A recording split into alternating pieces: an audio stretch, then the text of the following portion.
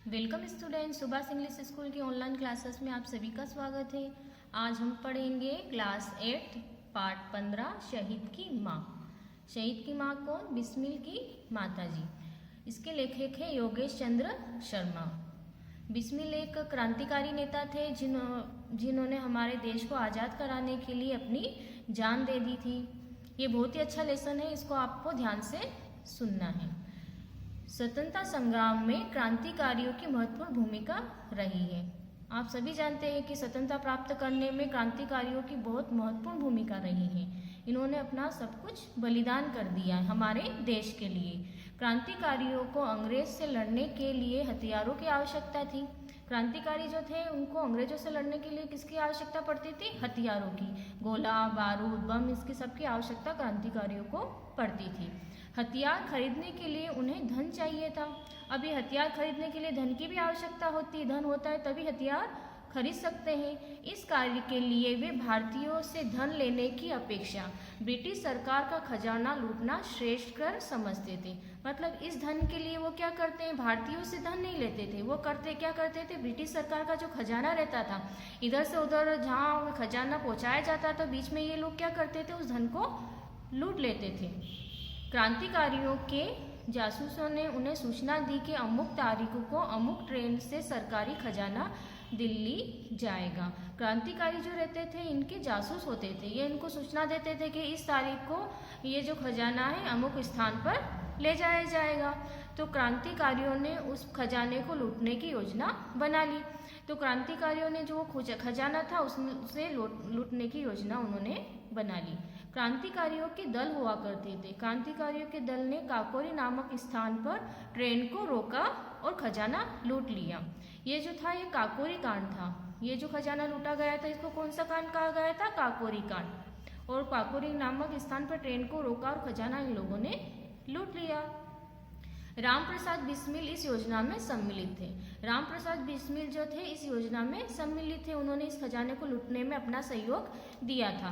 अंग्रेजों ने अपना जाल फैलाकर उन्हें तथा उनके कुछ अन्य साथियों को पकड़ लिया था, पर अंग्रेजों को इस बात की भनक पड़ गई थी और उन्होंने इनके साथियों और इनको पकड़ लिया। बिस्मिल को फांसी की सजा सुनाई गई। अब इस बिस्मिल जो थे उनको फांसी की सजा सुनाई गई। फांसी के एक दिन पहले उनकी माँ उनसे मिलने जेल में पहुंची और फांसी के एक दिन पहले ही उनकी माँ उनको जेल में मिलने जाती है। बिस्मिल अपनी माँ से मिलना नहीं चाहते थे और बिस्मिल जो थे अपनी माँ से नहीं मिलना चाहते थे। क्यों नहीं मिलना चाहते थे?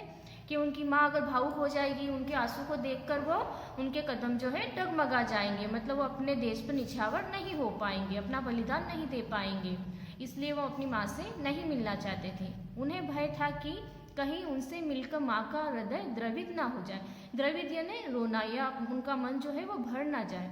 किंतु क्रांतिकारी वीर बिस्मिल की माँ का हृदय तो चट्टान की भांति कठोर था। मतलब उस समय की माता ऐसी थी जो अपने सपूतों को बलिदान देने के लिए बहुत गर्व की बात समझती थी और उनका हृदय जो था वो चट्टान जैसा कठोर था। उन्हें गर्व था कि उनका बेटा भारत माँ को स्वतंत्र कराने के प्रयास में फांसी पर झूलने जा रहा था और उनकी माँ को तो बहुत गर्व हो रहा था कि उनका जो बेटा है, उनका जो सपूत है, वो भारत माता को आज़ाद कराने में अपना बलिदान या अपना योगदान दे रहा है। देशभक्ति से सराबोर उस त्यागीमयी माँ ने अपने लाल को भारत माता की बलि वेदी पर बलिदान कर दिया था। असीम देशभक्ति, साहस, वीरता की भावना से सपूत को आशीर्वाद दिया और उससे हंसते हंसते विदा लिया। असीम देशभक्ति मतलब रामप्रसाद बिस्मिल के अंदर बहुत देशभक्ति, मतलब उनके मन में देश के प्रति बहुत अच्छी भावना, या कह सकते हैं कि देश के प्रति बहुत भावनाएं उनके मन में थी। साहस था, वीरता थी और भावनाओं से सपूत को उनकी माँ ने आशीर्वाद दिया और हंसते हंसते उनको विदा कर दिया। धन है वह माँ जिसने अपने लाल को भारत माता की बलि वेदी पर बलिदान कर दिया। ऐसी माताएं धन्य हैं जिन्होंने अपने लाल को या अपने पुत्र को भारत माता को सौंप दिया है। असीम देशभक्ति, साहस और वीरता की भावना से ओतप्रोत माँ और पुत्र का वार्तालाप इस एकांकी में पढ़िए। मतलब अपन जो ये लेसन पढ़ेंगे इसमें माँ और पुत्र का आपस में जो बातें करती हैं वो बातें इसमें बताई गई हैं।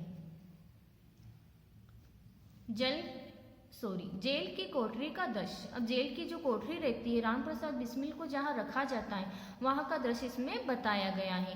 राम प्रसाद बिस्मिल शिकंजों के पीछे इधर उधर घूमते हुए मस्ती से गा रहे थे।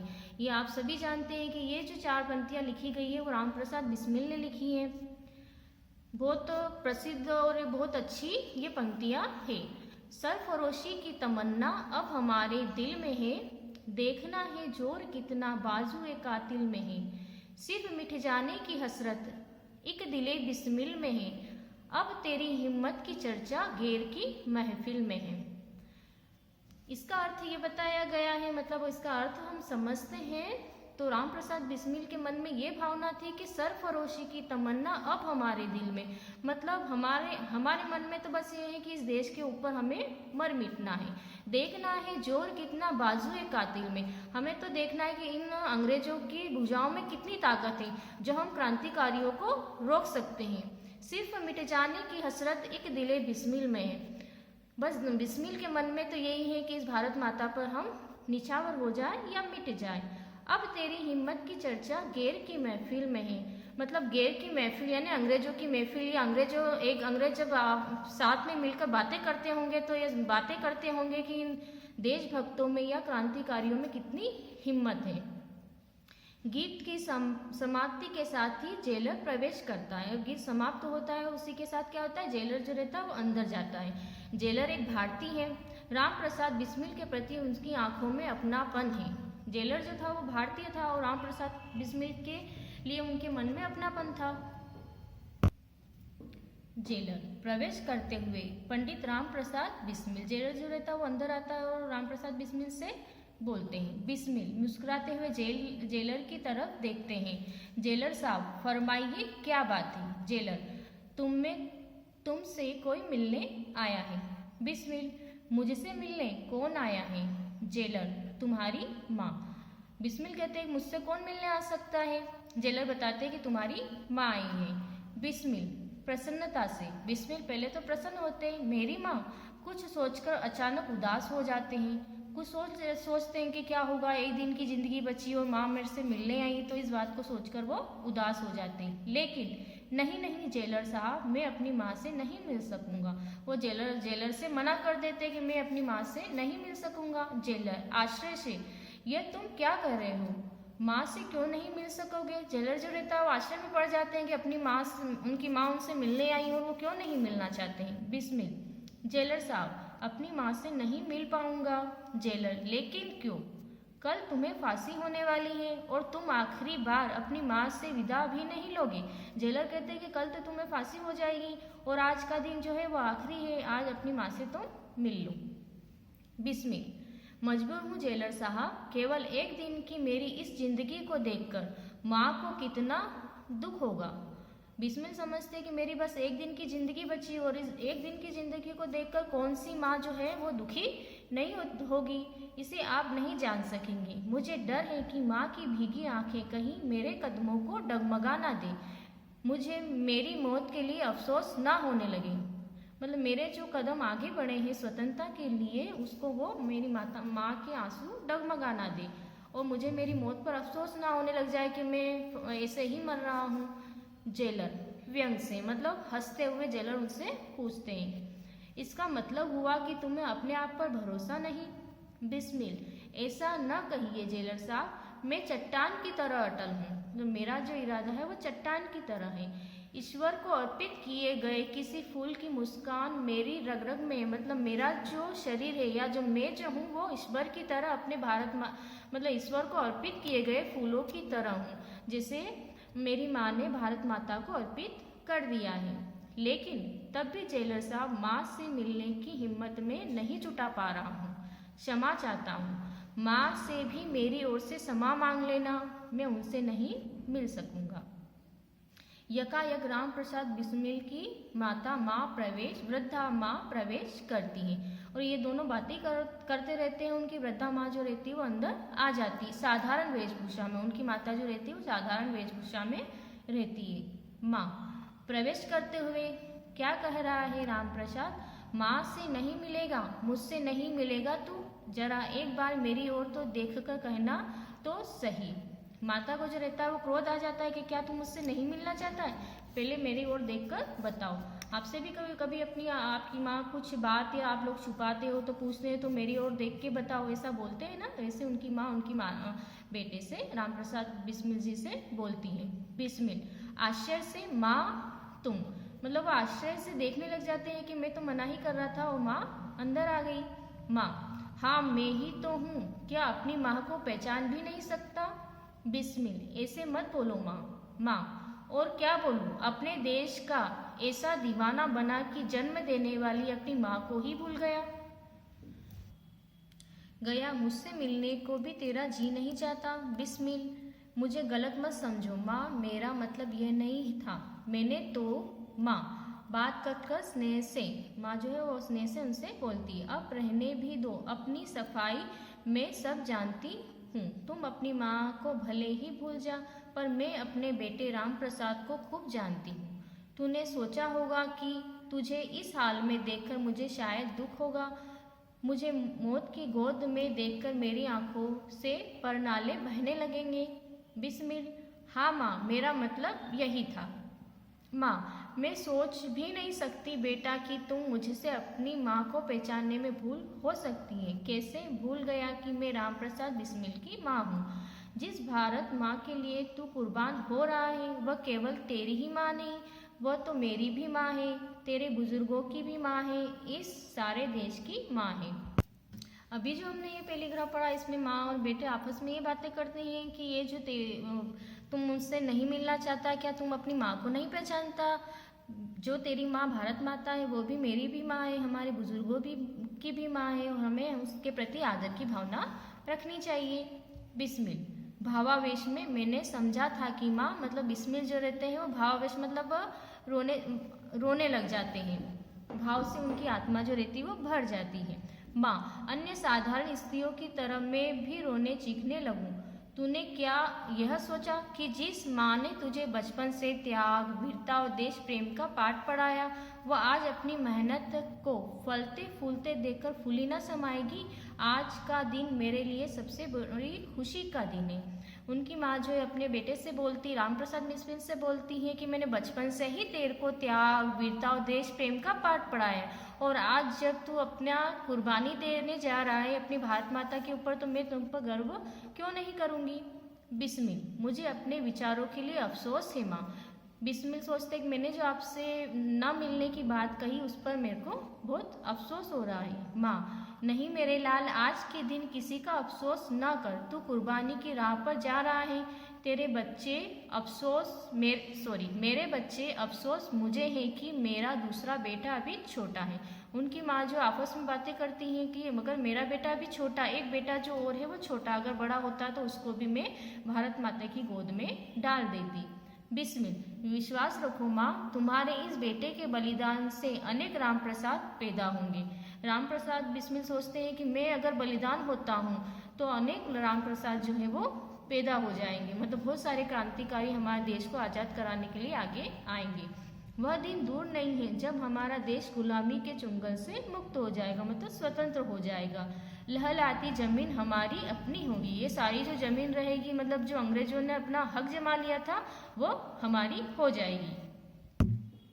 माँ कितना शुभ होगा वह दिन। बिस्मिल हाँ माँ, खुश ठहर कर वो बोलते हैं, माँ मेरी एक इच्छा है। माँ बोल बेटा बोल, क्या इच्छा है। मैं तेरी हर इच्छा पूरी करने की कोशिश करूँगी। बिस्मिल जब आज़ादी का पहला जश्न मनाया जाए मेरी तस्वीर को ऐसी जगह रख देना जहाँ से मैं सारा जश्न उस तस्वीर के जरिए देख सकूं, लेकिन मेरी तस्वीर को कोई ना देख सके। रामप्रसाद बिस्मिल अपनी माँ से एक इच्छा जाहिर करते हैं। क्या इच्छा बताते हैं कि जब आज़ादी का जश्न मनाया जाए तो उस समय मेरी जो तस्वीर है उसको ऐसी जगह रख देना कि मेरे को कोई ना देख सके पर मैं सबको देख सकूं, जश्न को देख सकूं। माँ ऐसा क्यों मेरे लाल, मेरी तस्वीर को ऐसी जगह मैं तेरी तस्वीर को ऐसी जगह रखना चाहती हूँ जहाँ से सारी दुनिया उसे देख सके। परंतु माँ जो है बोलती है कि पर मैं तो तेरी तस्वीर इस जगह रखना चाहती हूँ जहाँ से सारी दुनिया तेरी तस्वीर को देखे। बिस्मिल नहीं माँ ऐसा मत करना, मेरी तस्वीर को देखकर लोगों को मेरी याद आ जाएगी। उनकी आंखें गीली हो जाएगी। मेरे देश को आज़ादी मिले और मेरे देशवासी उस दिन आंसू बहाए, वह सहन नहीं हो सकेगा। बिस्मिल बोलते हैं कि अगर आप सबके सामने मेरी तस्वीर रख दोगे और उस दिन तो आज़ादी का जश्न मनेगा और मेरी तस्वीर को देखकर भारत के जो लोग हैं वो भावुक हो जाएंगे और रोने लग जाएंगे, तो यह बात मेरे को सहन नहीं होगी, क्योंकि उस दिन हमारे देश को आज़ादी मिलेगी और लोग रोए, ये बात उनको सहन नहीं होगी।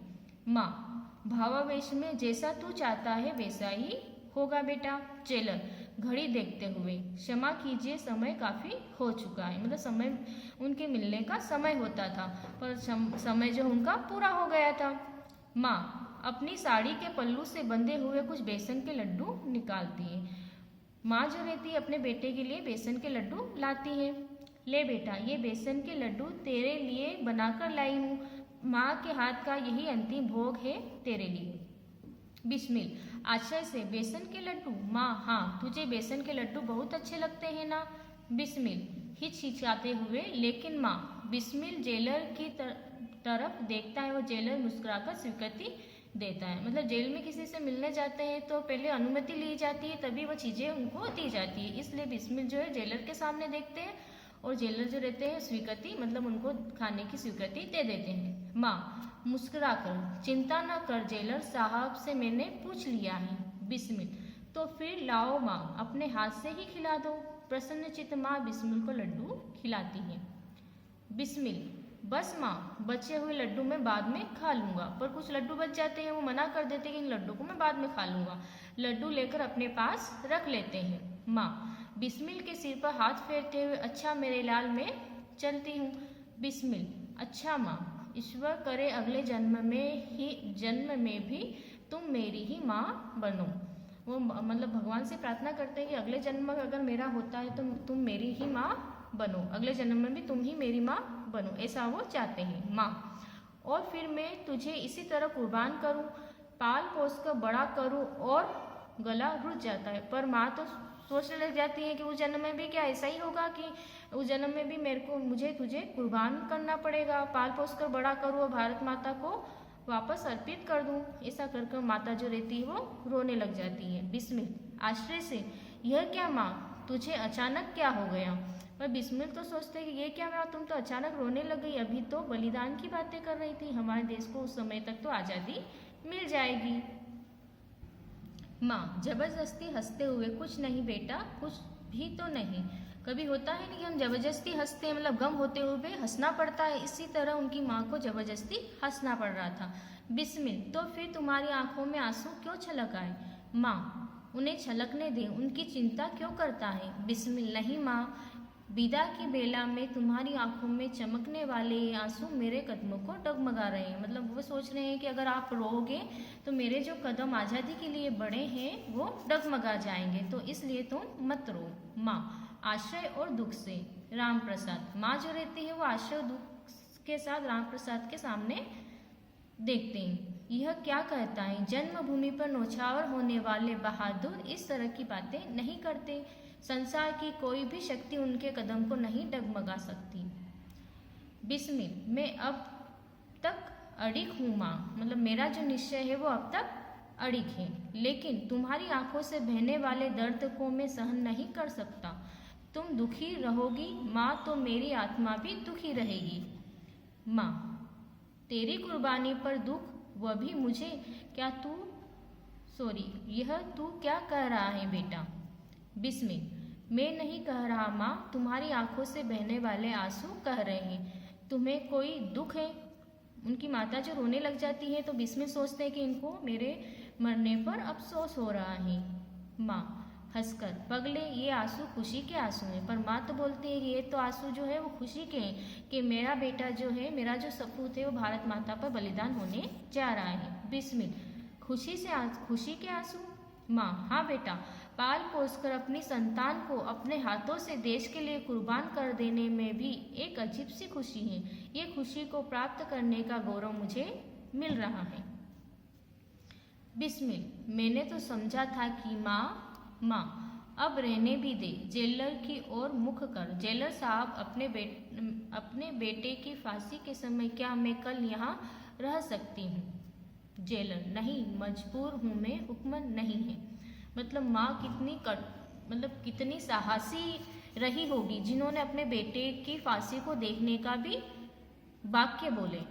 जेलर नहीं मैं मजबूर हूँ, हुक्म नहीं है। बिस्मिल जरूरी भी क्या है माँ, जब तुमने अपने बेटे को भारत माँ की गोद में डाल दिया तब उसकी सेवा के लिए यह आत्मा किसी भी रूप में रहे क्या फर्क पड़ता है। जब आपने निश्चय कर ही लिया है कि मेरा जो लाल है वो भारत माता पर कुर्बान हो जाए तो उसकी आत्मा कैसे या उनकी जान कैसे भी जाए वो क्या फर्क पड़ता है। माँ तो ठीक कहता है मेरे लाल, अपनी भारत माँ की अच्छी तरह सेवा करना, कोई चूक ना होने पाए।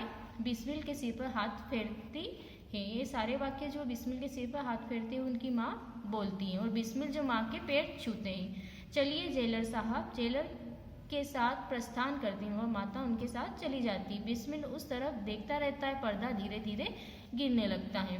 पर्दा जो रहता है वो गिरने लगता है। ये सारा वार्तालाप एक नाटक के रूप में प्रस्तुत किया जाता है। नए शब्द सरफरोशी, सरफरोशी ने होता है बलिदान देना या सिर कटाना। तमन्ना, तमन्ना यानी होता है इच्छा। बाजू एक कातिल, कातिल यानी कातिल के हाथों में। फरमाना, फरमाना यानी बताना। यकीन यानी विश्वास। दीवाना यानी पागल, संकीय पूरी तरह समर्पित। भावावेश, भावावेश यानी भावनाओं के जोश में। जश्न, जश्न यानी जलसा या उत्सव। प्रस्थान यानी जाना या गमन या रवाना। अभी जो हमने लेसन पढ़ा है इसकी वर्कशीट अगले वीडियो में बताएंगे। Thank you.